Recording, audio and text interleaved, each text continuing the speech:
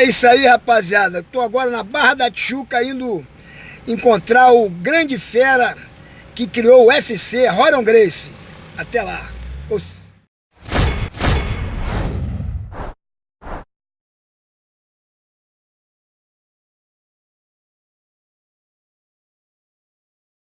Aqui na Vogue, onde se encontra a academia da Kira Gracie. Aí, acesso Malibu, já posso vir. Já estaremos lá, a academia ali, ó. A gente pode ver ela no fundo. Academia Gracie, Core. A grande fera, campeoníssima, Kira Gracie.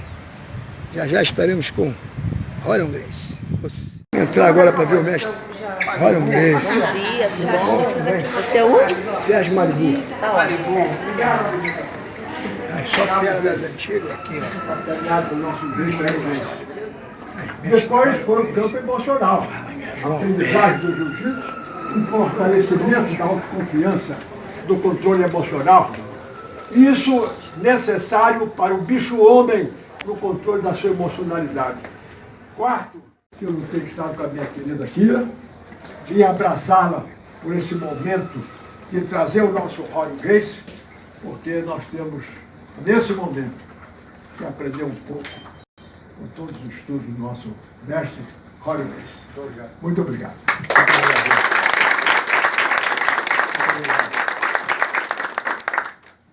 Uma introdução dessa, acho que a conversa está encerrada aqui. Vamos sentar, por favor, pessoal. Oportunidade, parabenizá-la pela academia, pela primeira vez que eu estou vendo aqui, maravilhosa, toda a equipe, fazendo um trabalho excepcional. E ao grande João Alberto, que me viu crescer, entendeu? O João Alberto, quando lutou com o Pantera, o Vale Tudo do Maracanã, foi isso? E quebrou a perna, estava espintado lá em casa, se recuperando lá em casa. E quando ele queria o banheiro, para a cozinha, para qualquer lugar, quem carregava a perna dele engessada era eu no meu ombro. Desde cedo nós estávamos já comungados. Conectados.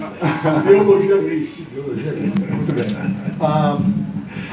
Eu vou fazer um resumo rápido para quem não conhece, um pouco da minha história, para explicar para vocês como é que a gente chegou onde chegou.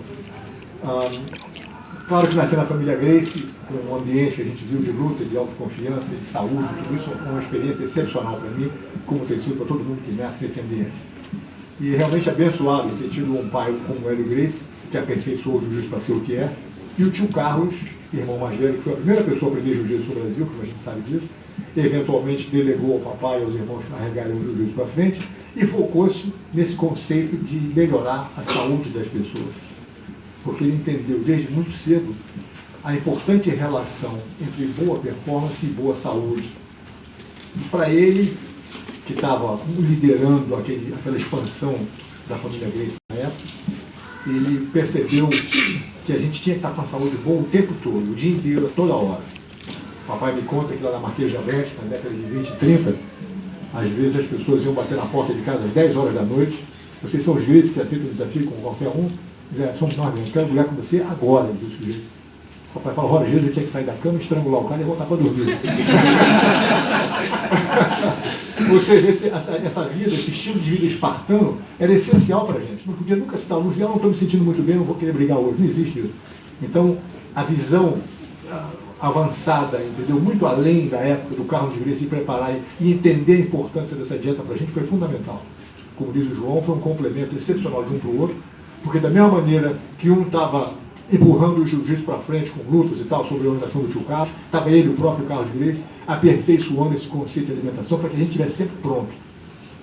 Você pensando bem, todos nós aqui, tem dia que você está melhor, tem dia que você não está tão bem. A vida leva a gente, às vezes se sente bem, às vezes você não se sente tão bem.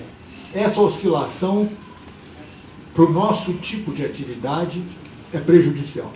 Se acordar um dia com uma dor de barriga, uma performance, for fazer uma luta, um campeonato e não estiver se sentindo bem, você não é a mesma pessoa.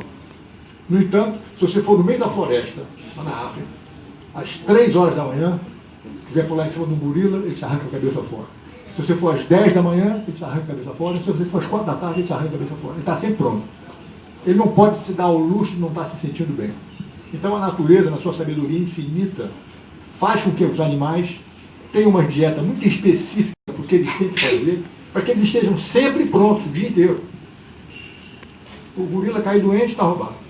Para a gente, as pessoas, o ser humano, acostumado a comer o que gosta, a fazer o que gosta, ele relaxa e um dia se sente bem, um dia se sente... Ele acha que isso é normal, mas não é normal. Na família Grace a gente aprendeu que tem que estar sempre assim, o dia inteiro, todo dia. Muito bem, então crescendo nesse ambiente para mim foi muito importante. E o tempo foi passando, e quando eu tinha 17 anos de idade, eu fui para os Estados Unidos passar um mês de férias. Eu tenho uma graninha dando aula, eu começo a fazer jiu-jitsu desde que eu era moleque, desde que eu me entendo. Aliás, vi uma foto sua maneira, aqui na inauguração, não sei se ainda está aí no vídeo, depois eu quero tirar uma foto lá dela, com o papai comigo segurando os pés. Tá, tem aqui ainda? Então, isso aqui. Muito bem. Então eu faço jiu-jitsu desde aquela época. Então, quando 17 anos, fui aos Estados Unidos passar um mês de férias. Fiquei na ACM, a Associação Cristã de Moços lá na Califórnia, para poupar, para economizar dinheiro, que é um hotelzinho meio recorreco, mas porque eu queria servir. Por questão de segurança, eu não quis deixar o meu dinheiro e a minha passagem de volta no meu quarto, na ACM. Então eu entreguei ao recepcionista para que ele guardasse o dinheiro no cofre da companhia. Uma semana depois, quando eu voltei para entregar um trocado para pagar as despesas do dia a dia, eu soube que o recepcionista tinha roubado a minha passagem e meu dinheiro. Aí eu falei com o gerente e tal, ele falou, olha, sinto muito, eu vou te dar um trocado para você comprar um sanduíche, mas não vou te comprar uma passagem nova para o Brasil. Nisso, eu falei, então, liguei para a companhia de aviação, conversa com eles e tal. Eu liguei para a companhia de aviação na época, e eles me disseram que ia levar 6 meses, em 1969.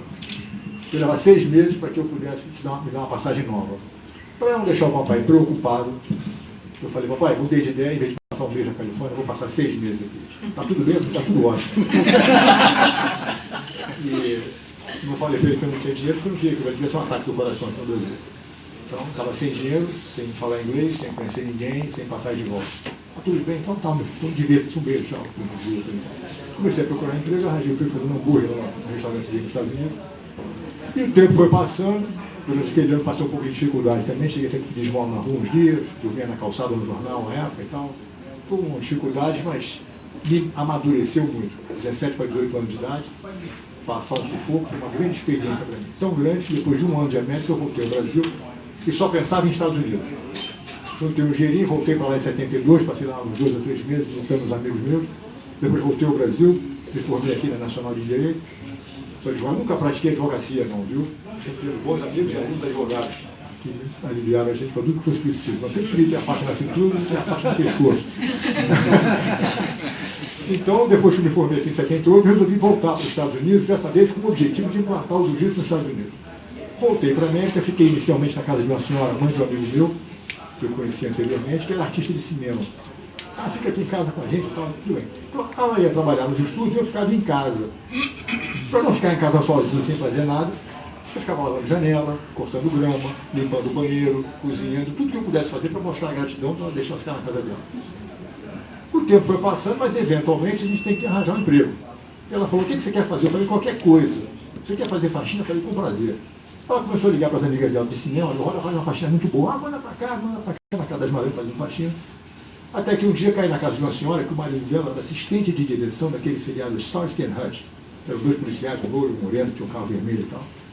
A mulher me viu, 40 anos mais novo, falou, você é um cara boa pinta, como é que não está no cinema? Eu falei, realmente, como é que eu não estou no cinema? Ela falou, tira umas fotos, eu vou falar com o meu marido e você vai passar a fazer papel de figurante. Eu falei, então pronto, pendurei minha vassoura de faxineiro e passei a fazer ponto de cinema em Hollywood. Casal 20, Ilha da Fantasia, Barco do Amor, todo aquele seriado, entendeu? Eu fiz muito aquilo. O pessoal, quando ia saindo do avião, aquele show da Ilha da Fantasia, eu estava sempre de costas para a câmera, colocando uma flor azul, colar de flor no pescoço do visitante. Só a mamãe sabia, olha, era você, vi teu show, vi teu show.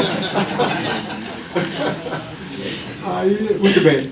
Ao mesmo tempo, eu saí da casa dessa senhora, aluguei uma casinha para mim, a Hermosa Beach, botei os tatames na minha garagem. Eu estou isso aqui, pequenininho. E toda pessoa que eu conhecia, eu convidava para tomar uma aula de jiu-jitsu comigo.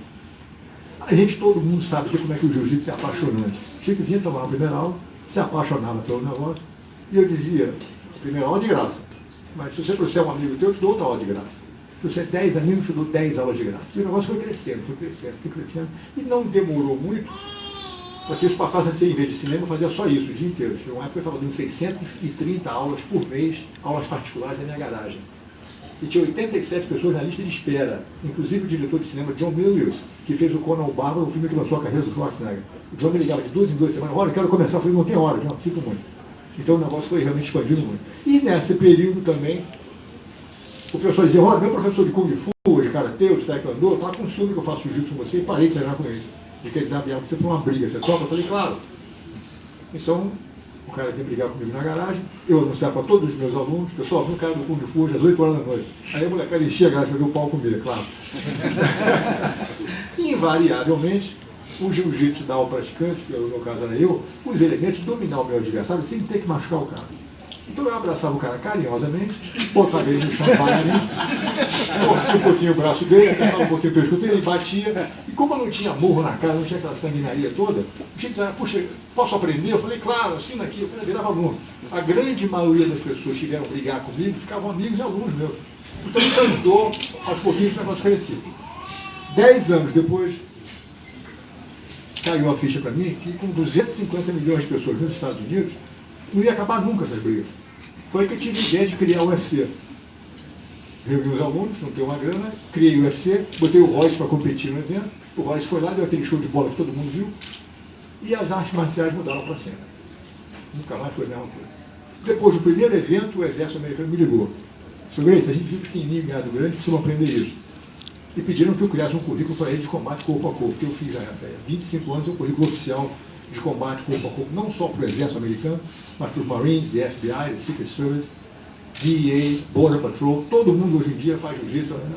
Virou, institucionalizou esse negócio. Os Marines de tal maneira abraçaram o jiu-jitsu, que aquele cinto de lona, que a rapaziada conhece, aquele cinto de lona que a gente usava na escola, um cinto de lona com a cabeçada, com a fivela quadrada, sabe aquele cinto de lona? O cinto de lona do uniforme dos Marines reflete a cor do jiu-jitsu dele, da faixa de jiu-jitsu. Então se o cara é faixa roxa, o negócio é roxo, azul, quer dizer, virou moda, entendeu? Ou seja, o negócio virou, o americano aprecia e dá valor a esse negócio. E a gente com o exército brasileiro, infelizmente, parece que não tem isso até hoje. Pode ser que agora com a mudança a gente possa implementar o jiu-jitsu de uma maneira mais positiva. O Renzo colocou o negócio lá em Abu Dhabi e agora todas as escolas fazem jiu-jitsu. Quer dizer, é o tipo de movimento que realmente precisa ser expandido para o mundo inteiro, porque é o tipo de trabalho que a gente sabe só pode beneficiar, principalmente a garotada. Muito bem, com esse sucesso do UFC, explodiu, todo mundo agora fala jiu-jitsu no mundo inteiro. Eu me senti meio, agora eu vou fazer o que da minha vida? Entendeu? Um sonho de 40 anos, eu me senti realizado em conseguir implantar esse negócio. E fiquei meio assim, o que eu vou fazer? Aí eu tive uma epifânia um dia. Olha, você não foi para a América para ensinar as pessoas a lutar. Você foi para a América para ensinar as pessoas a viver melhor. Aí foi a ideia da dieta grega, fazer o livro da dieta grega. E, graças a Deus, tinha o Carlos Grito como segundo pai para mim, aprendi tudo que eu sei de alimentação. E o que você falou que a tem feito pesquisa, eu tenho estudado pouca coisa sobre isso, mas a minha essência do negócio é exatamente o que o Carlos fazia. Foi sem mudar nada, foi minha grande. O mérito foi repetir exatamente o que eu aprendi com ele. E ao fazer o livro da dieta grega, e realmente lancei o livro nos Estados Unidos, foi um sucesso muito grande, agora no Brasil também, quer dizer, o negócio está crescendo, fizemos a segunda edição recentemente. E esse trabalho, ainda mais nessa altura do campeonato, eu acho que uma transição perfeita, porque eu passei os últimos 40 anos criando uma plataforma de credibilidade e reconhecimento para o nome Grace, que eu agora posso reunir um grupo de pessoas e falar sobre saúde, alimentação e tal, entendeu? Estou chegando aos 70 anos, então, por 68, então é um bom exemplo, entendeu? Uma coisa é você falar de saúde quando você está com 35 anos, já está uma coisa. Outra quando você está perto dos 70 anos, o negócio funciona, pessoal. E eu tive a oportunidade de ver não só o Gil Castro, que até os 94 anos de idade, velhinho, serelepe, saudável, tivesse fazendo de tudo, aberto, e o papai até os 95, quer dizer, a última vez que eu tive com o meu papai, lá no sítio, fui visitar ele, né, em Petrópolis. Chego no sítio, ele me deu um beijo e falou, meu filho, vamos no tatame, que eu vou te mostrar um estrangulamento que eu estou aperfeiçoando. Não foi, vamos, quer comer alguma coisa? Nada disso, entendeu? Aos 94,5, quer dizer, fomos para o Rio e sentou-se na Rafa aos 94,5. Então, a graça da vida é essa, você poder viver enquanto é jovem e morrer. Todos nós aqui conhecemos pessoas que a gente quer muito bem, e elas vão ficando mais velhas, vão ficando mais enfraquecidas, a gente pega uma doença, vão deteriorando aos pouquinhos, e é doloroso não só para eles assistirem aquela decadênciazinha gradativa, e para a gente também. Entendeu? Uma pessoa que você quer, um avô, um parente, um tio, quer dizer, vai ficando doente, você vai vendo aquele sofrimento. A minha ideia, a minha mensagem, é que a gente comece a pensar na saúde hoje, para que daqui a 10, 15, 20 anos você possa estar com uma saúde boa e possa curtir o último minuto. A graça não é você ir acabando aos pouquinhos. A pergunta que a gente tem que fazer a todos nós mesmo, todo dia, é como é que você quer passar os últimos 10 anos da sua vida. Do meu pai, essa parte. No meio da história do gibi ali, eu com aquele chocolate. Então, tudo bem, meu filho? Tudo bem. Olhar para quê? Tá bom, eu vou para casa, depois a gente conversa. Tá bom e tal. Foi embora, não falou nada. Não precisava falar nada. Aí eu fui lá para casa, cheguei lá em casa. Meu filho, sabe que o chocolate não é muito bom para a saúde, eu sei. É gostoso? É gostoso, entendeu? Aí eu falei, olha, eu não falo para você não comer chocolate porque eu quero que você sofra pela falta do chocolate. Eu digo que você não deve comer chocolate porque não é bom para a saúde, eu estou só te avisando, entendeu? E isso foi para mim uma lição muito importante, porque eu não sou da bronca, bater, nada disso. Fez entender. Eu falava, puxa, mas é tão gostoso, por que eu não posso fazer isso? E eu tive que aprender desde cedo que nem sempre essa coisa gostosa it's ok, pode fazer porque é gostoso. Isso não justifica. Entendeu? Eu lembro que uma vez ele chegou ali, você quer comer chocolate? Eu falei, quero. Ele comprou chocolate para mim, falou, come. E eu comi o chocolate, até ele ficou me olhando, e depois eu me senti assim meio. Eu falei, poxa, mas eu, sei lá, me senti meio, quase que meio ridículo comigo mesmo, de não conseguir dizer não para um troço que eu sabia ou era informado que fazia mal à minha saúde. Então a lição para mim foi essa, não foi nem ele reclamar, nem na bronca, nem nada disso, foi fazer eu ter a consciência de que se uma coisa não lhe faz bem, você tem que começar a pensar em se defender contra aquele negócio. Aquela tentação nem sempre é um troço que faz. Você tem que aprender a segurar isso. Isso me ajudou muito mesmo quando eu era garoto. Antes disso, nessa época, eu tinha 5 anos de idade. Eu ia à festa de aniversário, eu, Rollins e Helson. A gente ia à festa de aniversário dos amigos nossos e tal. E quando chegava na festa, os pais invariavelmente davam um pedaço de bolo. Bolo de chocolate, o que for. E eu dizia, não está na hora, muito obrigado. Então é um pai de família, numa festa de aniversário do filho dele, vai oferecer um bolo para uma criança de 5 anos, a criança diz, não, muito obrigado, não está na hora. Você não entendia nada.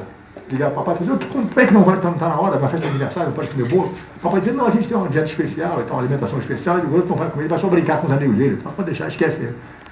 O velho tinha a sensibilidade e o cuidado de dar para a gente jantar antes da gente ir para a festa. A gente já ia de barriga cheia, para não ficar tentado a comer o bolo. Então a gente estava todo mundo só para brincar e tal, e isso me deu muita força para mim na hora de saber, não, isso eu quero, isso eu não quero. Então a gente vai aos pouquinhos desenvolvendo essa disciplina que em milhares de situações na minha vida, eu me senti dentro naquela, não quer saber, não vou fazer não. Se aquela escolha do bom senso, isso aqui não é bom, não vou fazer. E ter esse de ser tipo de coisa. Portanto, eu acho que foi a lição que eu aprendi com essa brincadeira, foi essa. Eu sou aquele bonitão ali. Eu, Helson e Rollins e o Rickson pequenininho aqui embaixo.